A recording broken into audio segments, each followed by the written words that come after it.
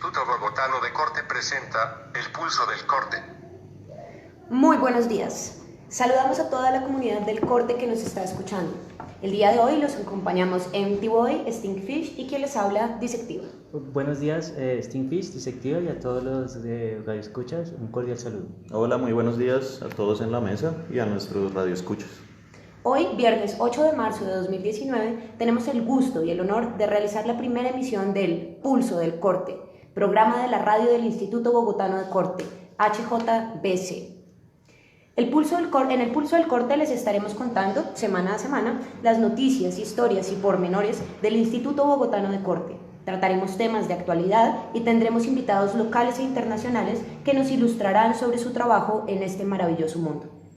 También, programa a programa, estaremos respondiendo sus preguntas, inquietudes y opiniones que pueden enviar al perfil de Facebook desde el cual nos sintonizan o a nuestra cuenta de Instagram, @Instituto Bogotano de Corte, en Twitter, @Bogotano de Corte, vía email a institutobogotanodecorte@gmail.com o por correo físico, directamente en el buzón de nuestro instituto, en la carrera cuarta, número 2172, en la hermosa ciudad de Bogotá, desde donde emitimos en este momento. Como será habitual, comenzamos con la frase del día. La única lucha en la que creo y que de verdad se merece que dé mi sangre por ella es la del cortador que soy, y que consiste en reinventar el corte allí donde el olvido ha elegido actuar. Dr. Pompilio Martínez, fundador de nuestro instituto. Abrimos el programa de hoy con esta hermosa y conmovedora frase porque en esta primera emisión les tenemos un programa que les interesa mucho escuchar y aclarará algunas dudas, preguntas y rumores sobre nuestra institución, pasado, presente y futuro del Instituto Bogotano de Corte. En parte, la intención del capítulo de hoy es resolver toda esta serie de dudas, mitos, inquietudes y preguntas que hemos recibido en las últimas semanas en las cuentas del instituto y también en nuestra sede de quién es Pompilio Martínez, qué lo llevó a ser el maestro de corte que fue reconocido a nivel nacional e internacional y finalmente, ¿qué es el Instituto Bogotano de Corte? Para comenzar, hablaremos sobre nuestro fundador, tratando de traer a colación algunos de los elementos que condicionaron su vida y que permiten entender quién fue y qué fue lo que hizo.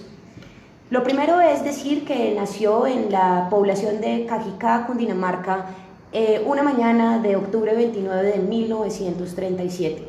El doctor Pompilio Martínez Navarrete nació en una familia de clase media, en la que fue criado y cuidado desde muy pequeño en unas maneras muy importantes de ser, como de relacionarse con el mundo. Era un muchacho muy inquieto, que tenía muchas preguntas, tuvo una infancia muy bonita, llena de amor y de cuidados. Nosotros sabemos esta información porque hemos hecho un ejercicio importante de recopilación de documentos y de fuentes para poder reconstruir la historia de nuestro fundador. Tenemos una serie de documentos, fotografías, diarios, hay unos cuadernos donde hay un intento de una autobiografía. Sin embargo, tenemos también muchos vacíos que pues tenemos como parte de nuestro proyecto en el instituto poderlos llenar y poder pues darles más información en la medida en que lo vayamos resolviendo. Hay un recuerdo de su hermana de cuando el doctor Pompilio tenía más o menos unos 8 años en el que ella relata cuando hizo su primera cirugía. El doctor Pompilio hizo una extracción de un tumor de la cabeza de una paloma. Ella lo recuerda como ese momento en el que la familia vislumbró el futuro radiante de este pequeño infante que empezó desde muy temprano a mostrar su curiosidad y su habilidad en las artes del corte. Creció en la población de Cajicá, Cundinamarca, pero se trasladó a la ciudad de Bogotá para comenzar sus estudios en la Facultad de Medicina de la Universidad Nacional de Colombia. Su historia en la universidad pues es bastante ambigua y contradictoria porque era un excelente estudiante, pero tenía muy malas notas. Era una persona problemática y conflictiva que tenía un interés en cuestionar y en ir siempre más allá de lo que sus maestros le impartían en las sesiones de clase. Así que, aun cuando tenía muchas habilidades y mucha capacidad, su historia en la universidad fue compleja y su grado fue difícil. Sin embargo, hacia los 21 años pudo obtener el grado y pues obtuvo el título como médico cirujano y se le reconocía como una persona muy arriesgada que tuvo unas historias importantes que tal vez en otro momento las retomaremos. Y se dice que se graduó precisamente por una motivación de la facultad, de los directivos de la facultad, de sacarlo de la institución. Era una persona que ponía en crisis esa noción de medicina que se manejaba en ese momento, estaba cuestionando todo el tiempo a sus maestros, las técnicas, las herramientas, tenía esa fascinación por la herramienta y quería diseñar herramientas él mismo, y los maestros lo limitaban bastante. Entonces, a pesar de ser muy buen estudiante, no le iba muy bien en la institución y por eso lo graduaron antes de tiempo. Y el grado se dio en 1962, como dices, había un intento por diseño de instrumentos y hubo un espacio también importante en la disección anatómica que le generó bastantes conflictos. Sin embargo, finalmente en 1962 obtiene su título como médico cirujano y emprende su segunda etapa en la formación. Sí, él como les veníamos contando, se gradúa de la Universidad Nacional en el 62. Para ese entonces, él comienza a tener una relación con una serie de grupos políticos en la universidad, con una serie de tendencias políticas, y a la vez nace en él esta idea de viajar por el mundo, de conocer otras culturas, de conocer algo más allá de lo que se le estaba ofreciendo en la academia, y llega a él información en un primer momento de Europa, donde decide irse a especializar. Entonces él viaja en el 63 a Europa y se especializa en clínica de niños. Es también muy particular esta etapa porque él llega a Europa sin una noción muy clara de en qué quiere especializarse, y se da cuenta de esa afinidad que tiene con los niños. Es así como se especializa en las facultades de París, Berlín y Viena. Es una etapa donde hay una gran documentación fotográfica, sobre todo de todos estos encuentros, de todas estas clases magistrales. Tenemos algunos rastros, hemos logrado encontrar algunos rastros de esas primeras herramientas que él mismo diseñó inicialmente en el oficio del corte a nivel de medicina, pero sin especializarse todavía en esa. En ese momento le faltaba dar ese salto hacia convertirse en cirujano. Una vez especializado, en el 66 regresa a Colombia, en 1966, también después de estos años le hacía falta su espacio vital. Era una persona muy bogotana, eso es algo que hay que aclarar siempre, que era uno de estos clásicos cachacos, jóvenes para ese momento, pero con esa idea de Bogotá muy arraigada en su interior. Entonces él regresa en el 66, pero por un periodo muy muy corto, solo unos meses. Él ya traía toda una serie de convicciones políticas que también conoció en Europa. Antes del mayo del 68 obviamente estaba en fervor toda esta pasión callejera y como ciertas tendencias. Él llega acá y con las personas con que se encuentra acá, antiguos amigos suyos de la Universidad Nacional, se vincula rápidamente al grupo Médicos Antiimperialistas Bogotanos, por su sigla MAIB. Y a los pocos meses ocurre algo muy significativo, y es esta posibilidad, casi que una invitación, a viajar a Vietnam, específicamente a la ciudad de Saigón, donde se vincula al Frente Nacional de Liberación de Vietnam, el FNLB. Allí está durante 3 años. Él llega a Saigón y muy rápidamente sale al campo de batalla, sin saber mucho sobre medicina de guerra. Y es en el mismo campo de batalla donde él se convierte en cirujano, que es algo muy particular en la vida del doctor Pompilio, y es que él no se convirtió en cirujano en una facultad, en una universidad, en un hospital, sino directamente en el campo de batalla.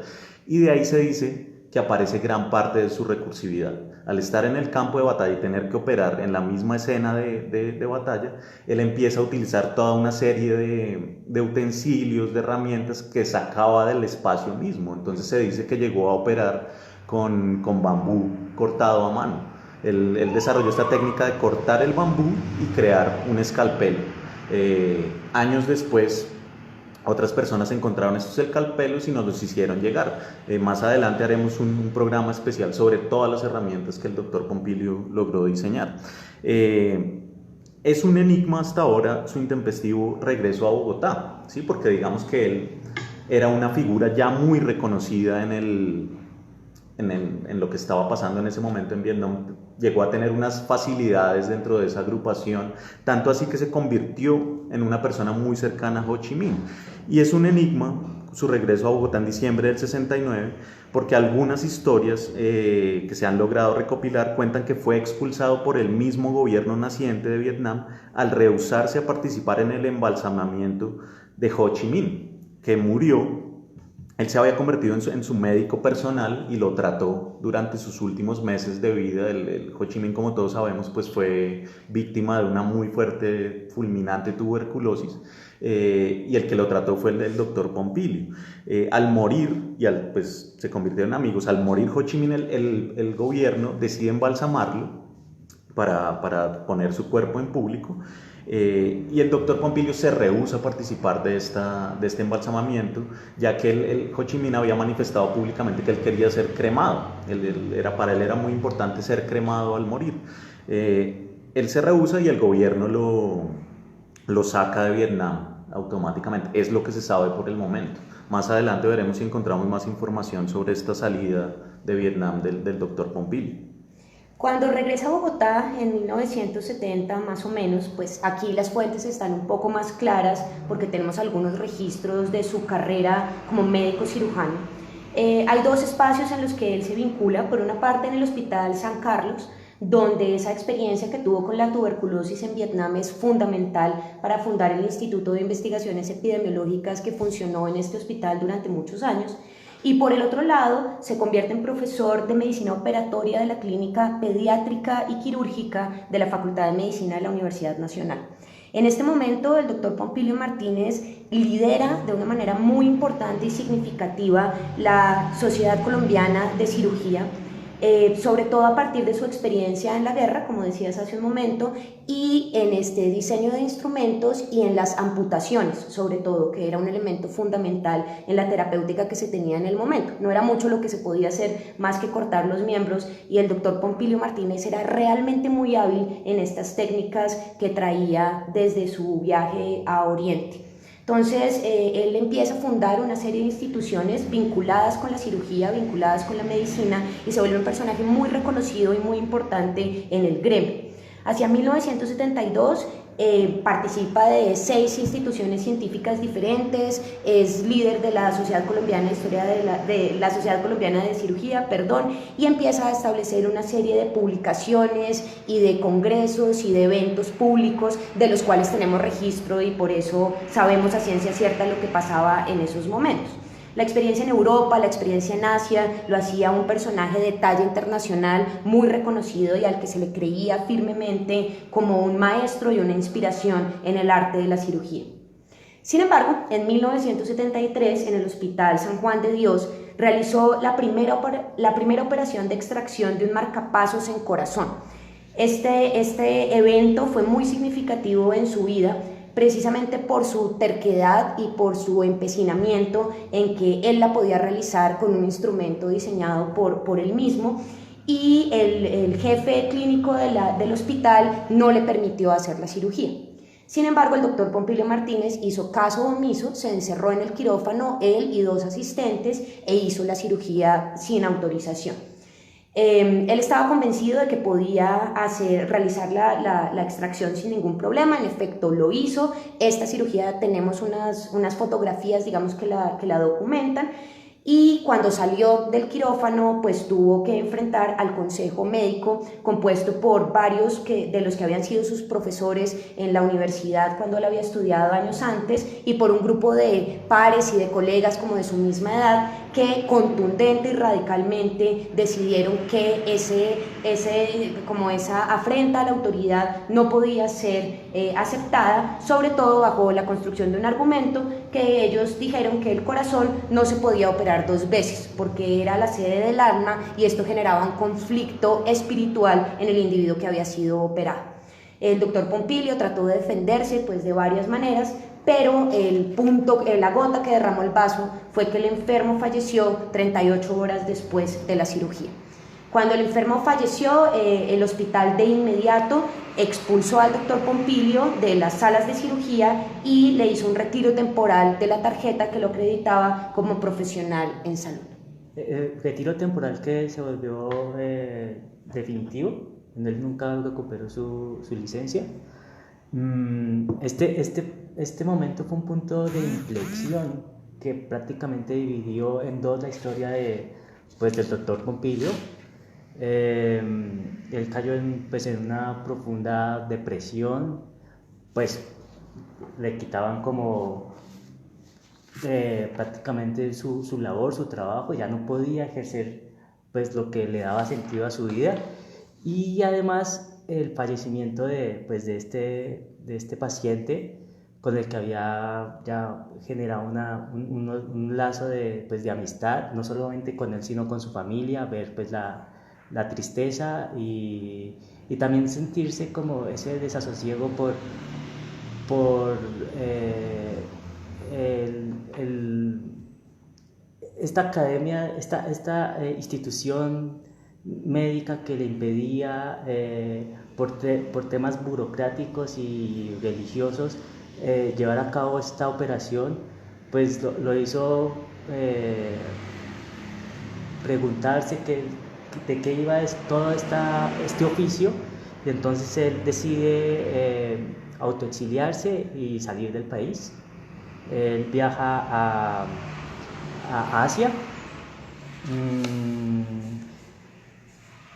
El 1 de enero del 74 es El el viaje de él, que exacto, también, sí. como ya lo hemos logrado documentar, pues él elegía unas fechas muy particulares para sus viajes, para sus eventos. Entonces es el 1 de enero del 74 cuando él comienza este viaje de autoexilio. Sí, este viaje dura 3 años, viaja por todo el continente asiático, él investiga, aprende diversas técnicas de corte médico, artesanal, doméstico, recopila información sobre herramientas, materiales y rituales de corte.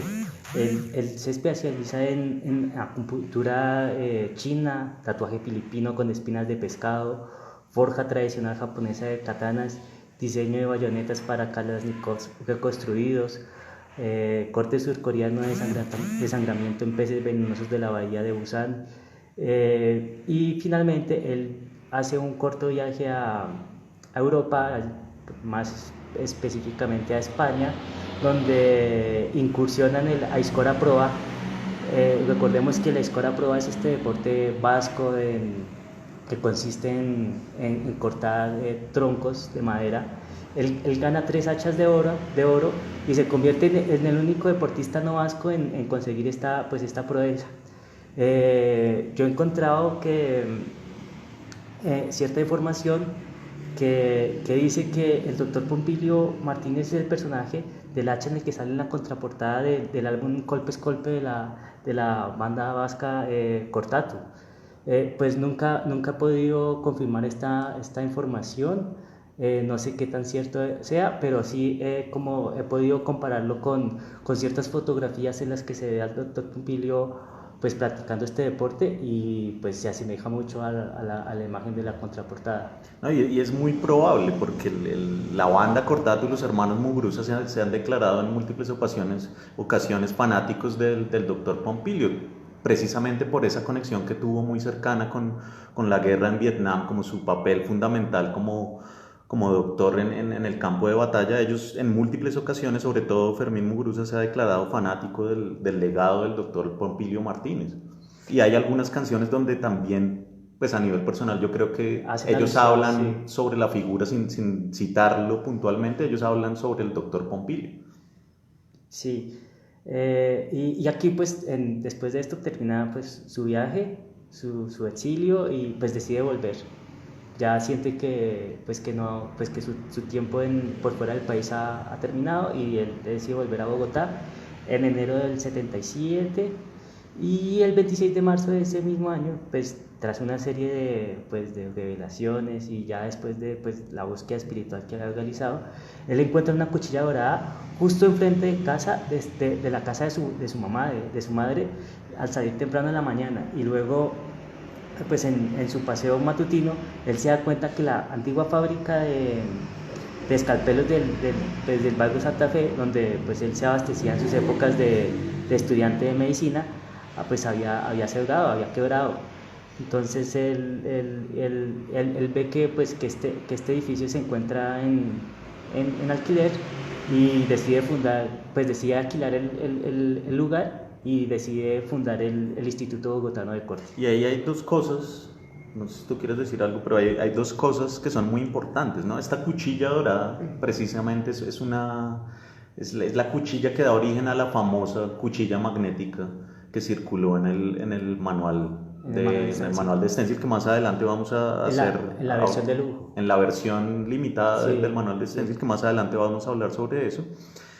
Y la casa donde era la antigua fábrica de escalpelos, pues fue un lugar muy importante para él. Él siempre hablaba de ese espacio también. Yo creo que ahí fue prácticamente donde nació esa fascinación por las herramientas de corte, por la fabricación de herrmientas de corte. O donde se terminó de formar, porque ya venía de sus primeros años, sí, como de esta operación que nos contaba Disectivo a muy temprana edad.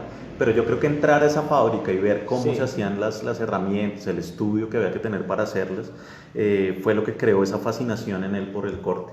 Sí, yo quería decir ahí que es interesante cómo él narraba esta anécdota, ¿no? Digamos que es cómo empieza a aparecer también su voz en este archivo de sus memorias, y cuando él narraba este momento y describía ese encuentro con la cuchilla, veía uno la emoción de una señal, él lo entendió como una señal que le revelaba un camino, que aliviaba su alma en ese sentido de haber sido expulsado de un lugar, pero poder construir otro por sí mismo, que creo que era algo importante también. No sabemos si la cuchilla sí estaba o no estaba, pero él sí lo creía firmemente y siempre lo narraba así, como una señal mística. Era muy emocionante escuchar la narración que él hacía de ese día, ¿no? Como además era una persona cautivante en sus narraciones. Recuerdo mucho cuando se reunía con el grupo de estudiantes y contaba esta historia, y todos lo escuchaban durante, no sé, alrededor de 1 o 2 horas, contar una u otra vez esta historia año tras año. Entonces,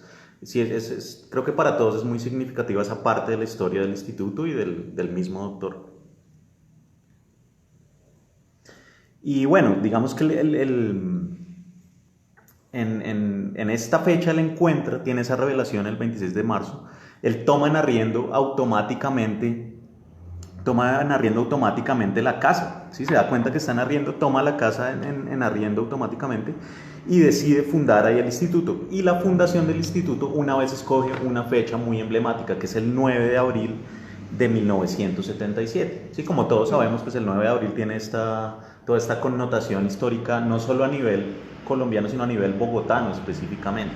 Entonces él realiza la fundación. Para la fundación invita a toda la cúpula, para ese entonces, de los principales hospitales médicos, a los principales cirujanos, a los principales profesores de las universidades donde se dictaba medicina en ese entonces, y no asiste nadie.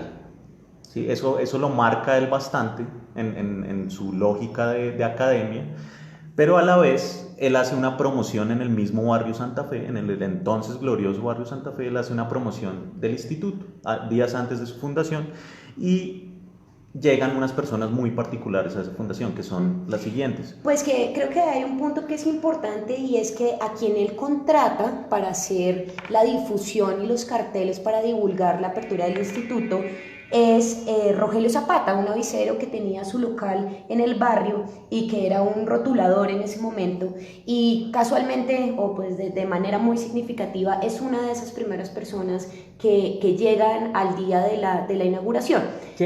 Perdón, que él ya, este personaje ya había incursionado de manera muy primitiva en el ámbito del stencil para hacer sus avisos. Sí, él era más un rotulador hasta ese momento. Él manejaba lo que era la rotulación clásica con brocha y pincel, pero tenía una iniciativa de llevarlo a otras técnicas, el oficio de ser avisero. Sí.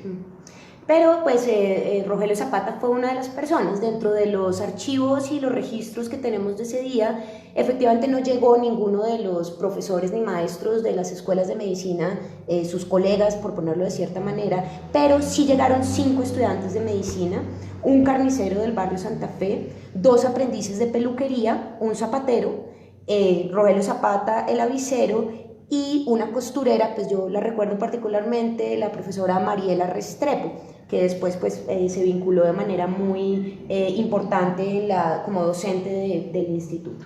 Y es muy importante anotar que este grupo de estudiantes de medicina tenían un corte muy similar al de Pompilio, al del maestro Pompilio, durante sus años universitarios. También era un grupo muy específico de estudiantes que cuestionaban bastante a la academia, a las técnicas, a los maestros. Entonces yo creo que eso hizo un clic muy fuerte entre ellos y el instituto de este personaje un poco repudiado por el gremio médico. Y pues según las historias que contaba el doctor Pompilio pues en sus conferencias, él decía que se sintió muy conmovido por este grupo de personas porque le recordaba a todas esas personas, veía reflejadas estas personas en las personas que él conoció en sus viajes. Sí, porque él de algún modo empezó a aprender unas técnicas de corte de tipo artesanal, doméstico, que no conoció aquí en Bogotá durante sus años de aprendizaje en la Academia de Medicina. Y entonces él conoce a estas personas y se da cuenta que hay un gran potencial de gente que le gusta el corte y maneja la técnica de corte, pero que no necesariamente está profesionalizado. Claro, y como decía Disectivo, muchas de estas personas de la primera camada de estudiantes integrantes del Instituto Bogotano de Corte se convirtieron más adelante en maestros, fueron los primeros maestros del instituto junto con el doctor Pompilio. Aquí es muy importante hablar de una primera etapa dorada del instituto, así la llamaba él mismo. Él hablaba de la etapa dorada del instituto, de esos primeros años de consolidación del instituto, de investigación, de creación, de formación de los primeros maestros y un poco de creación de esta entidad, ¿no? Como hacia lo público. Ya el instituto empezó a cobrar mucha importancia en algunos gremios a nivel Bogotá de ese entonces.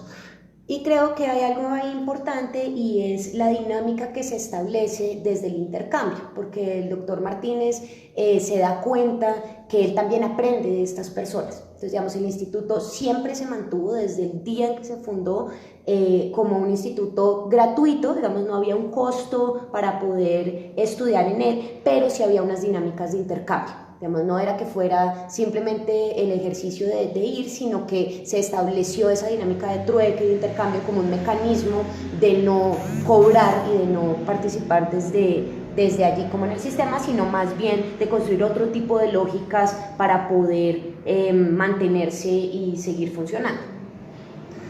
Y bueno, ahí, como lo veníamos contando, hay una etapa dorada del instituto, pero es cuando ocurre la gran tragedia, digamos que el evento que marcó la historia del instituto en dos para ese momento, justo en un momento en que el instituto ya se había consolidado, justamente en un momento en el que el doctor Pompilio pensaba llevarlo a otro nivel, pensaba en internacionalizar el instituto, en salir de ese espacio hacia uno más grande, ocurre la gran tragedia, y eso es en 1986. 86, sí, recuerdo que fue para el Mundial de México. Para el Mundial de Fútbol, sí. Sí, precisamente fue para si no estoy mal, era para el partido Argentina-Inglaterra.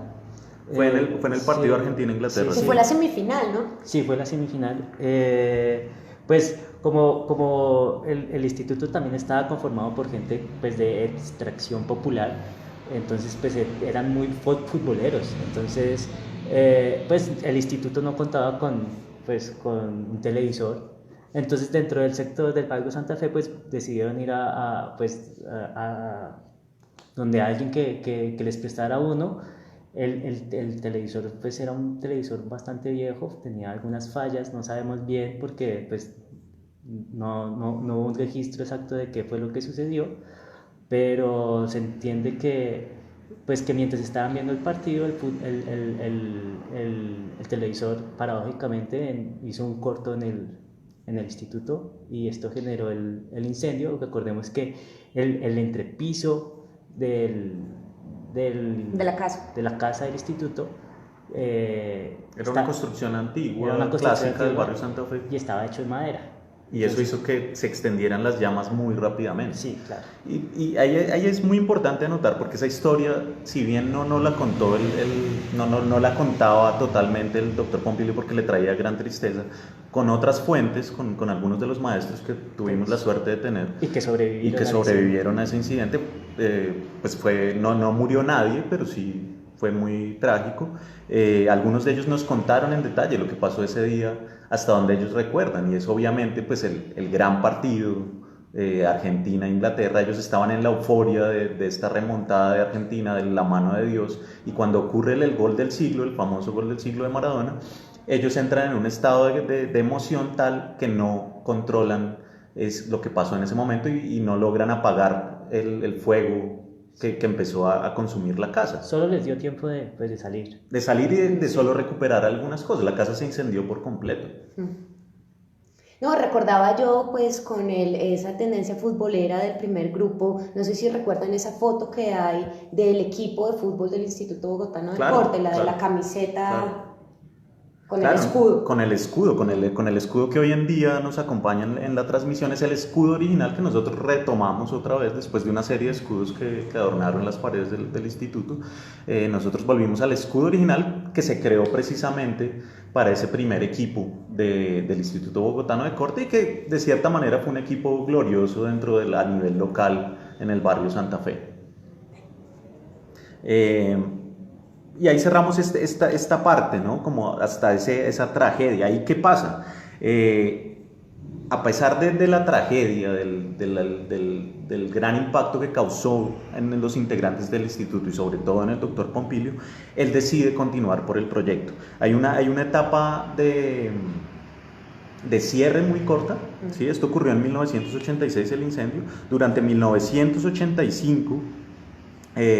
durante 1987 el instituto cierra, aparentemente hasta ahí va a llegar el instituto, pero de una manera muy subterránea, por decirlo de alguna manera. El doctor empezó a hacer conexiones con personas que él conocía del gremio del corte y sobre todo del gremio médico, que aún todavía tenía esas conexiones, personas con las que había logrado alguna afinidad, y es para 1988 cuando se abre la nueva sede temporal, ¿sí? La idea era que fuera una sede temporal del instituto en la carrera séptima con calle 69. Allí esa era la casa del famoso doctor Cavalier.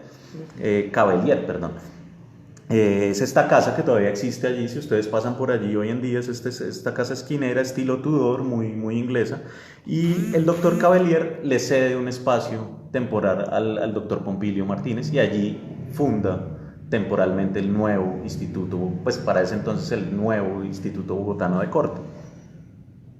Y es muy particular lo que sucede allí, porque allí este personaje del que les había hablado disectiva, el profesor Rogelio Zapata, él para ese entonces había logrado un gran nombre dentro del gremio de los aviceros, y para ese entonces su técnica del stencil ya la había depurado y perfeccionado mucho.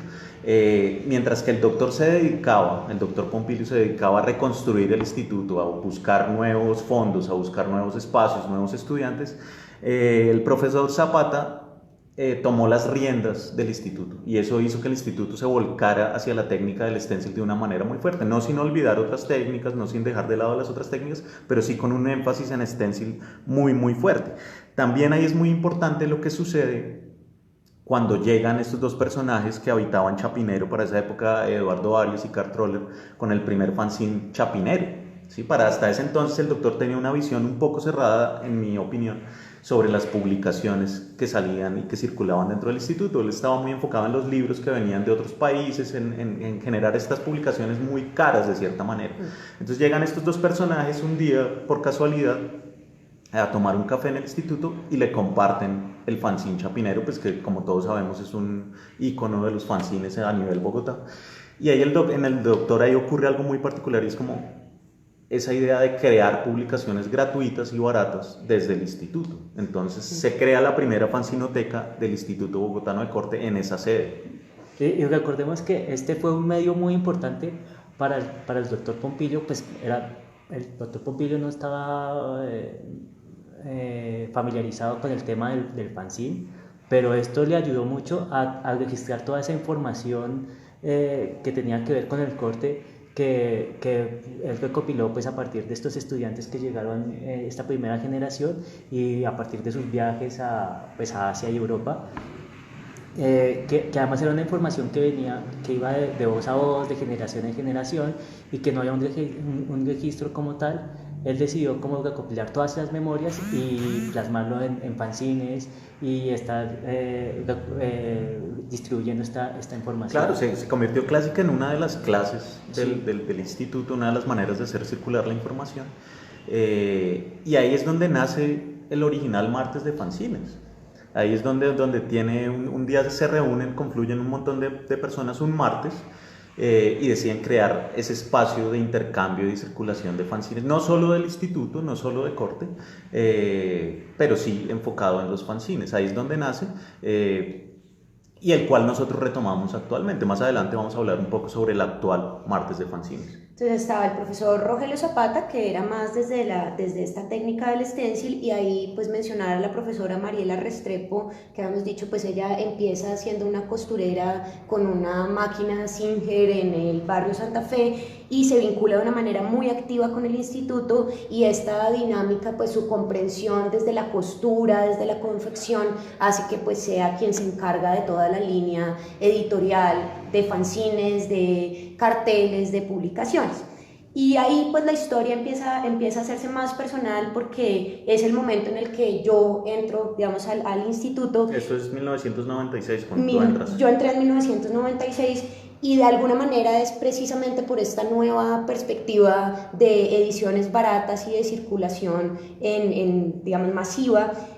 Yo recuerdo que yo iba caminando por la 13 más o menos con calle 67 diría yo, y me entregaron un volante que era la publicidad del instituto, en el que pues ofertaban como esta capacitación en diferentes técnicas gráficas, y pues también estaba el enunciado en el que hablaban sobre publicaciones, que era algo que a mí me interesaba de manera particular. Entonces yo recuerdo que pues eran esos momentos de la adolescencia en el que uno vagaba por ahí, y subí de una al instituto y pues timbré y estaba el doctor Pompilio Martínez, y tuve la fortuna de hablar con él en ese momento, y desde entonces pues nunca dejé de ir. Si recuerdo esta imagen como de entrar y estaba él ahí sentado en esta poltrona, era una gran poltrona, ¿de qué color era? Era rojiza un poco. Sí, era como marrón, y era como el sitio donde él se sentaba con una pequeña mesa al lado, pues le encantaba el café, en esta tacita de café de Colombia, es como la imagen que tengo de ese momento. Y yo pues empecé a hablar con él, y desde entonces pues el instituto éramos pocos estudiantes, pues hay que decirlo también en ese momento. Y era un espacio muy reducido dentro de la casa, ¿no? Pues era un espacio en arriendo, cedido por un amigo, pues siempre había como ese conflicto del uso del espacio, pero teníamos una buena mesa, teníamos excelentes herramientas, y sobre todo pues la compañía y el espacio de encuentro y de intercambio entre los estudiantes, pero también con los maestros, que siempre fueron muy generosos. Pues si nos están escuchando, pues un gran saludo de corazón y toda la gratitud para ustedes. En 1997, un año después de tu entrada, entro yo al instituto, y yo entro por una vía diferente, más por los fanzines. Yo en ese entonces realizaba viajes periódicos a Cali a visitar a mis amigos caleños.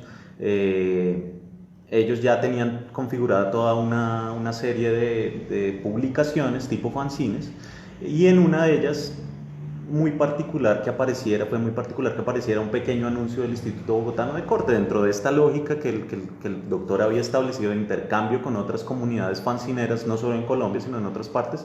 Apareció esa pequeña referencia del instituto, y a mi regreso a Bogotá decidí ir al instituto. Era una época en la que realmente pues yo no tenía mayor ocupación, me la pasaba en la calle deambulando todos los días.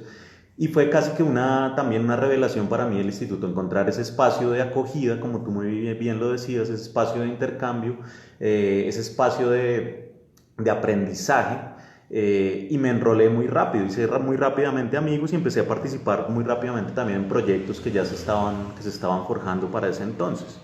Es una época también muy bien documentada por el doctor.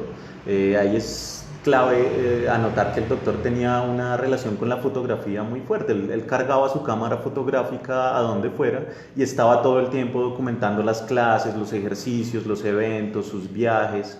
Entonces tenemos una buena documentación de esa época, no tanto de la primera, porque como les contábamos se quemó gran parte de ese archivo de la primera sede del instituto.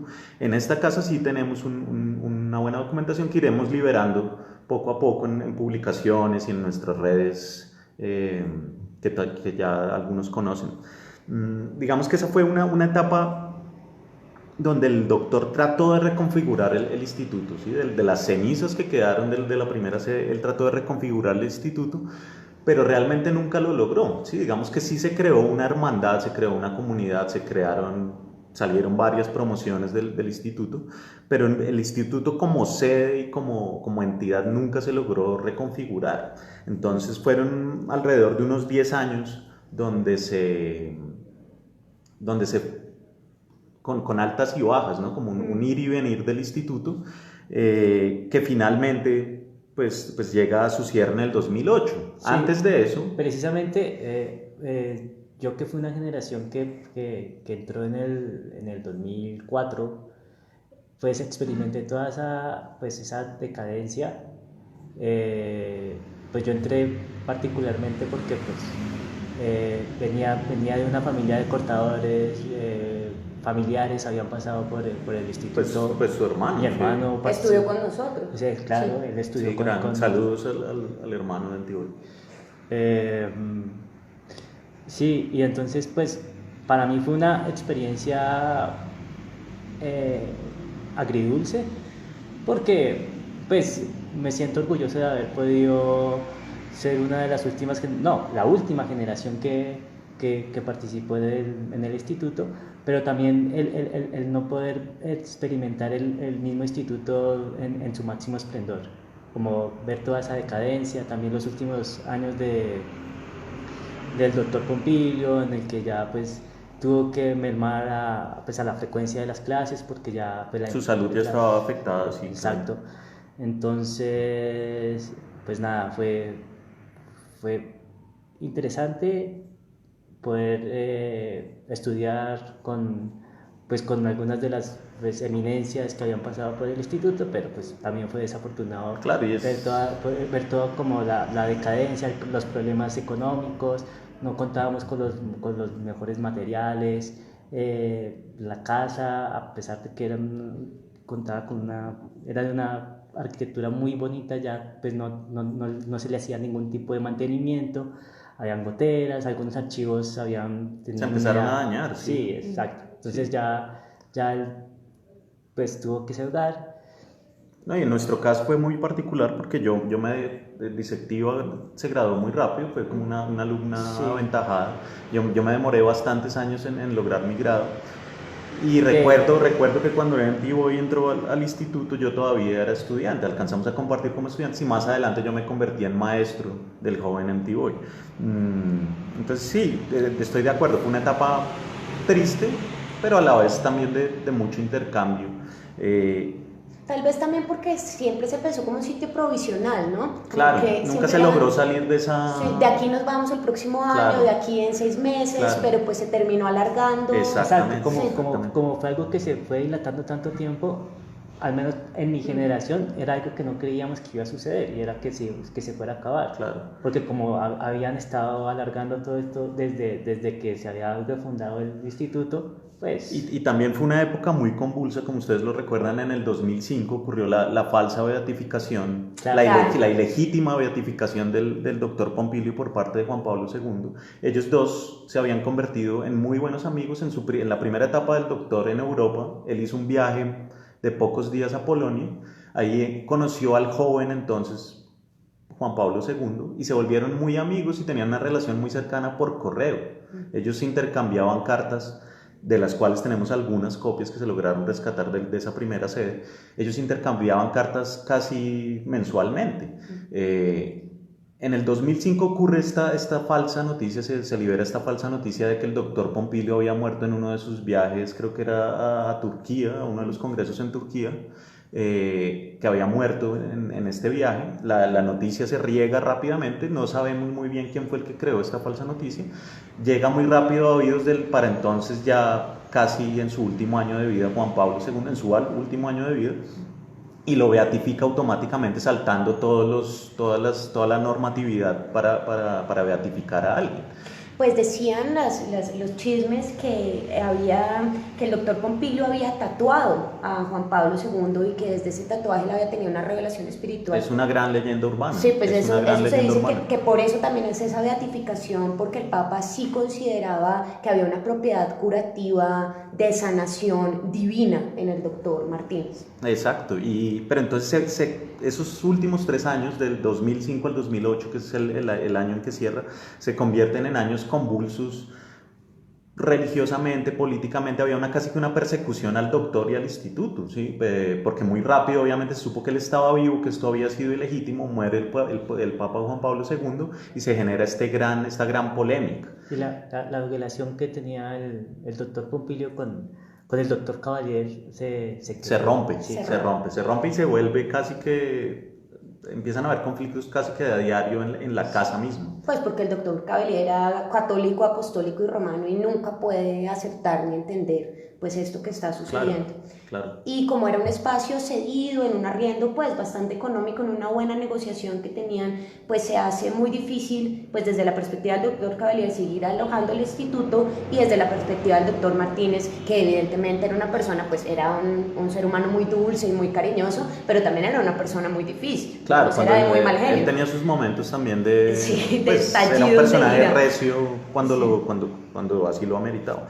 Pero entonces, así como en el 2008, el 11 de septiembre, una vez recordemos esta fascinación del doctor por elegir esas fechas emblemáticas en su historia y en la del instituto, decide el 11 de septiembre del 2008 cerrar el instituto. Sí. Un día nefasto, pues para todos nosotros. Sí, yo lo recuerdo perfectamente porque yo me gradué la semana anterior a esa fecha, y pues igual ya sabíamos que iba a venir esa fecha. Y creo que él quiso graduar esa última generación, sí, claro, antes de cerrar el instituto. Sí.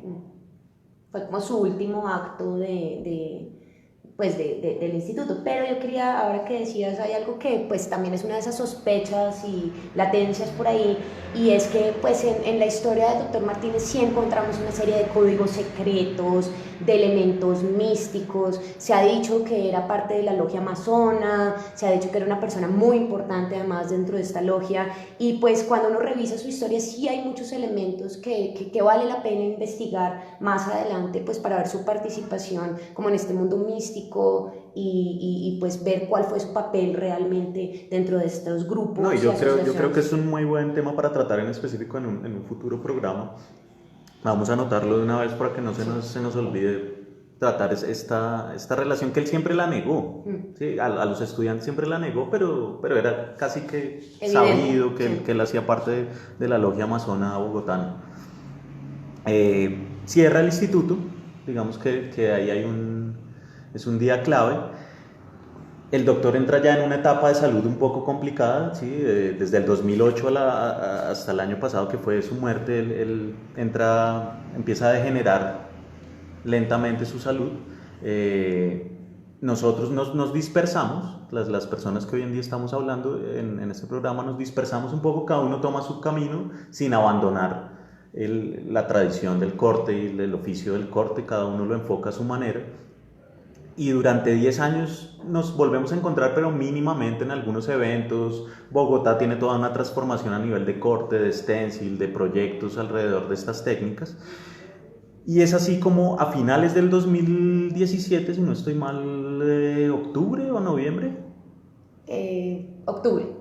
En octubre. En octubre. Es cuando nos reencontramos. No sé si se acuerdan que nos encontramos en este café del centro que tanto nos gusta en la Florida. Y entre un café y otro ocurre también sabíamos que el doctor no iba a vivir mucho más tiempo. Ya lo habíamos visto, lo estábamos... Y él ya, para ese momento él ya se había ido a su casa en Tabio, Cundinamarca, que fue como ya un gesto de haber salido de Bogotá. Sí, para el doctor Martínez. El hecho de salir de Bogotá ya nos hacía pensar que estaba en sus últimos meses. Entonces en esta reunión decidimos hacer un homenaje al doctor, y es así como creamos la primera asamblea de entusiastas de corte y técnicas aplicadas en la pared, que se llevó a cabo en los primeros meses del 2018. Y que invitamos al al doctor Y Pompilio. que tuvimos el honor de que el doctor Pompilio asistiera en ese evento. Pues estuvimos pintando algunas paredes del barrio Galicia, ¿sí? Con muy buenos amigos, con Japu, con Tereseta, con otros amigos que estaban por ahí, que logramos convocar entre todos y crear este proyecto. Y el doctor asistió a esa jornada de estampado de cierre en su honor. Sí, que recuerdo que llegó pues en silla de ruedas y Sí, ya y obviamente, respirador, pero precisamente sí. eso hizo que fuera muy significativo Sí. ese momento. Recuerdo que se reunieron varios estudiantes de generaciones pasadas, algunos de los maestros que todavía sobreviven, y recordamos viejos tiempos. Pues fue algo que nos marcó bastante. De ahí surge, creo que ahí es cuando, sin hablarlo, los presentes, surge esa idea de crear de nuevo el instituto. Sí, y pues en agosto 23 de 2018, pues el doctor falleció en su casa en Tabo, Cundinamarca, y pues como tú decías, yo creo que a nosotros como que se nos ocurrió la idea, pero yo creo que a él también. Yo creo que cuando él estuvo en ese momento, en ese homenaje en vida, pues tuvo como un atisbo de esperanza. Pues yo creo que vio sí. que se reunían estas generaciones. Y fue muy conmovedor para él. Entonces, después de su muerte, pues empezó todo el proceso de sucesión, el testamento, pues todos los asuntos que vienen después de que alguien tan importante fallece. Y en ese momento, pues nos comunicaron que había dejado 2 cajas y una carpeta a nombre de nosotros, con la idea de que fuéramos a recogerlas y las revisáramos. En las 2 cajas hay una parte del archivo de lo que no se quemó en ese trágico incendio y otros materiales pues de su propia factura. Digamos, hay algunos diarios, hay algunos elementos pues que, como decías, los iremos revelando en la medida en que los vayamos investigando también. Y había una carpeta con documentos y con materiales pues en papel, en la que él manifestaba pues dentro de una suerte de testamento pues el legado del nombre del Instituto Bogotano de Corte pues a nuestro cargo y albacea. Y ahí es cuando decidimos reabrir este espacio del cual hoy les estamos hablando, encontrar una nueva sede primero que todo y reabrir el instituto. Antes de esa reapertura nos dimos cuenta de este material valiosísimo que él nos había dejado ahí, que era una serie de libretas de apuntes, en las que desde el 2008, en el año que se cierra el instituto, él empieza a crear esta idea de continuar con el instituto sin tener una sede, y es hacer un manual de stencil. Entonces él empieza, y es muy particular porque estas libretas de apuntes tienen una temporalidad bastante irregular. Entonces él hace sus primeros apuntes en el 2008, justo cuando se cierra el instituto. Después, no sé, pasan 2-3 años en que no anota nada, vuelve a hacer anotaciones, vuelve a recopilar información, ideas, otra vez para otros 2 años, y finalmente nunca cierra este capítulo, que yo creo que era su último gran proyecto que quería dejar en vida. Antes de encontrar este espacio, nosotros decidimos llevar a cabo esta última casi que voluntad del doctor Pompilio y publicar este manual de stencil. Para ello nos reunimos los aquí presentes y empezamos a darle forma a todas estas ideas, a todos estos comentarios, a toda esta recopilación de herramientas, de técnicas, y es así como entre los 3 surge la idea de publicarlo con Empty Boy como protagonista, precisamente porque fue uno de sus últimos alumnos, la última promoción, uno de los integrantes de la última promoción del instituto. Allí es donde decidimos darle vida a este manual con Empty Boy como protagonista, y a esa voz del doctor Pompilio siempre presente en esta enseñanza, y un poco recoge la vida de Empty Boy, como su quehacer en el mundo del corte y del stencil. Es muy diciente, pues es una pequeña biografía de Empty Boy. Sí, pues yo me sentí demasiado con el beneplácito de haber representado este manual, pues muy orgulloso también que poder plasmar las ideas del doctor Pompillo que nos dejó en estos apuntes, llevarlos al manual, poderlos graficar. Uh-huh. Y en este momento, pues de 2019, tenemos una nueva sede, se ha reabierto el instituto. Pues de proyectos que tenemos en este momento está el martes de fanzine, el programa El Pulso del Corte, vienen muchas sorpresas, Claro. viene mucho trabajo. No, y Pues, solo por hablar un poco de esta nueva sede, pues también uno de nuestros muy buenos amigos, Carlos, de Publicaciones La Sorda, pues él nos cedió amablemente este espacio, está ubicado en el centro de Bogotá. También cuando vimos el espacio recordamos instantáneamente al doctor Pampilio, ¿no? Como de esta casa, no sé, de estilo... Moderno. Es un estilo moderno que él tanto frecuentaba esta zona. Precisamente estas calles son las que visitaba el doctor Pompilio en sus recorridos en el centro y en sus últimos años, cuando todavía podía salir a la calle por su cuenta, frecuentaba muchos sitios acá de este sector. Decidimos tomar la casa y, como lo decía muy bien Disectiva, empezar a poner a rodear nuevamente el instituto con algunos eventos y proyectos que eran emblemáticos en su momento y unos nuevos. Entonces, hasta ahora hemos realizado dos ediciones del martes de fanzines. En la primera pusimos en circulación un fanzine de Disectiva.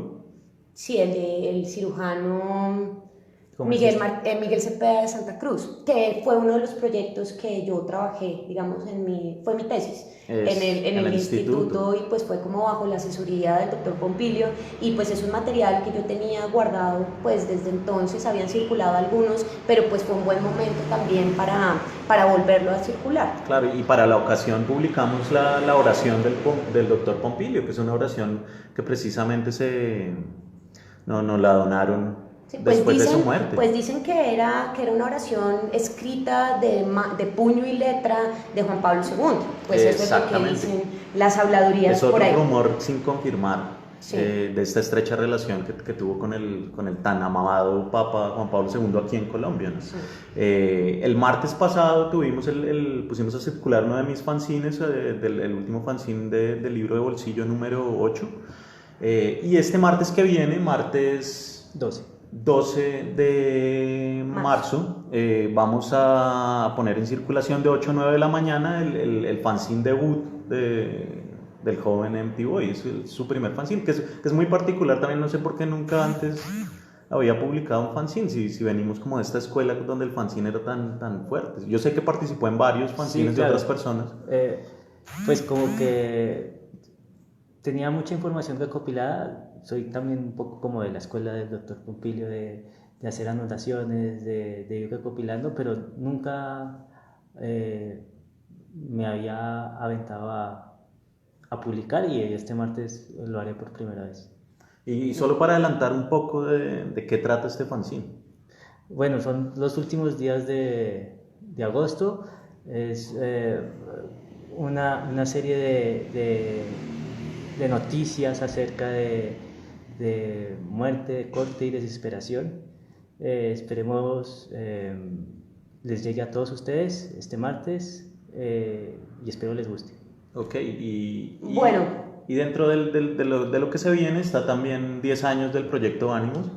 Sí, que el proyecto Ánimos es una baraja que también pues es un proyecto que se realizó en esa etapa, digamos, de mi participación como parte del grupo del Instituto Bogotano de Corte, y es un proyecto en el que le metimos muchas ganas, mucha fuerza, en el que estuvimos vinculados varios de los estudiantes en ese entonces, y pues pronto estaremos enviando información y circulando para que ustedes se emocionen también y participen, vengan por él y nos cuenten también qué opinan, ojalá incentivando el quehacer y las dinámicas en las que se fabrican, se construyen y se ponen a circular cosas. El espíritu del intercambio, pero también el espíritu del hacer y del seguir haciendo siempre. Y el otro proyecto que hoy estamos inaugurando es El Pulso del Corte, programa que esperamos hacer habitualmente, en el que contaremos con invitados no solo locales, sino también internacionales, obviamente invitados muy relacionados y trascendentales en el mundo del corte, gente que es gente reconocida en este ámbito. Bueno, como ya se nos acaba el tiempo, la última sección de nuestro programa en el día de hoy, de preguntas, inquietudes y opiniones de nuestros radioescuchas. Y que esperamos que ustedes cada vez más envíen sus preguntas, inquietudes y opiniones a nuestras redes. Entonces, la primera, @Camilo Arzola. Me gusta su propuesta de internacionalizar el corte. Muchas gracias, Camilo, a nosotros también. @flip_Gómez. Para Sting, ¿hay permiso para hacer stencil en espacio público? No hay permiso. El stencil, retomando rápidamente de qué se trata, es una técnica más que se ha ligado al mundo del graffiti, y como sabemos el graffiti pues tiene una connotación ilegal. Entonces el que existan diferentes técnicas no quiere decir que una técnica en específico sí tenga legalidad dentro del espacio público. Lo tratamos a fondo en uno de los anexos del manual de corte, que si ustedes no lo tienen, lo pueden descargar en versión PDF en la bio del Instagram del instituto. Ahí está el link. De @ausencia del héroe, para Empty Boy. En el instituto solo participan personas que cortan y pegan para stencil fanzine. ¿Son bienvenidas otras prácticas? Desde luego que son bienvenidas otras prácticas, siempre y cuando tengan relación con algún tipo de corte, o sea, confección, peluquería, corte de carne, cirugía, corte de papel, etc. De @Diego Cifuentes. Después del manual de stencil, ¿harán manual para cartelismo? Es una muy buena pregunta. Con uno de nuestros proyectos asociados, que es Ediciones Hogar, con el cual se han publicado varios de los fanzines del Instituto de Corte, los ha editado este proyecto. Está planeado hacer una publicación dedicada al cartelismo bajo la idea del engrudo envenenado que ha circulado dentro de algunas de nuestras acciones en la calle. No solo a nivel de fanzine o de publicación, sino también pensamos hacer un video guía, un video tutorial. De @smile1_al piso. ¿Qué tipos de cuchillas para punta de lanza existen? ¿Cuáles son sus usos y diferencias? Bueno, existen muchas diferencias entre cuchilla y cuchilla. También existe variedad de cuchillas. Básicamente la diferencia depende del ángulo de estas, y pues la diferencia del uso es su aplicación.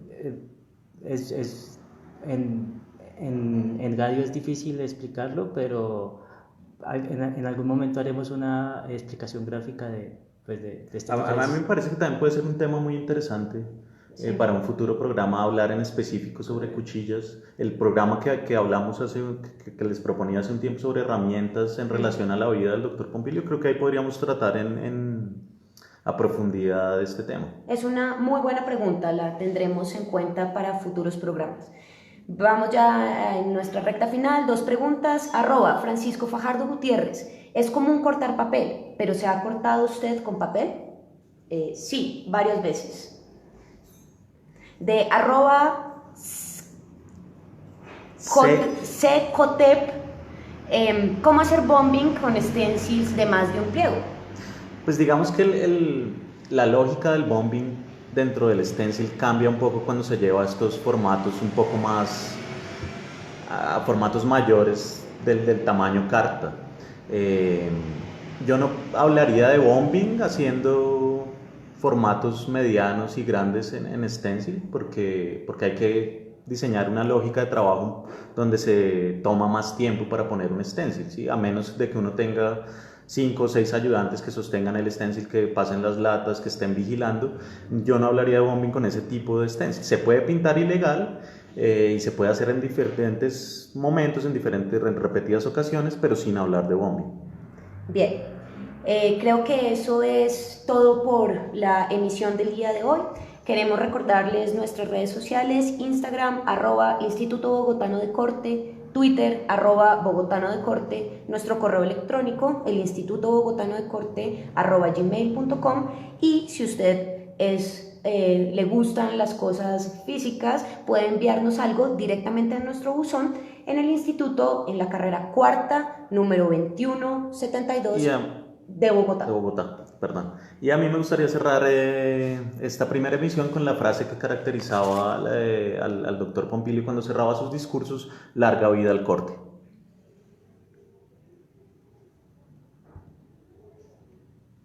La radio del Instituto Bogotano de Corte presentó El Pulso del Corte.